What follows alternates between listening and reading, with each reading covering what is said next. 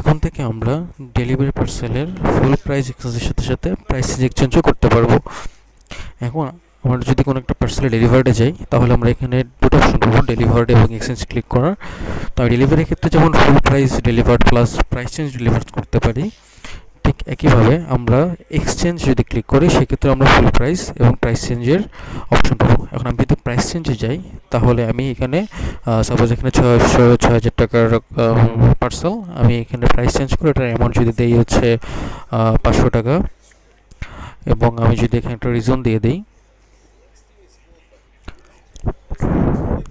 আমি যদি এখানে ডান দিয়ে দিই, তাহলে আমার একটা ওটিপি চাবে। আমরা এখানে হচ্ছে যদি ওটিপি দিয়ে দিই ওটিপি দিয়ে যদি কনফার্ম করি,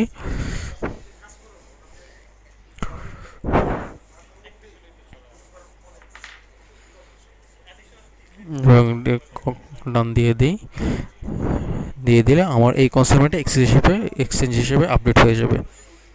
অর্থাৎ এখন থেকে আমরা কোনো একটা কনসার্নমেন্ট ফুল প্রাইস এক্সচেঞ্জের সাথে সাথে প্রাইস এক্সচেঞ্জও করতে পারবো।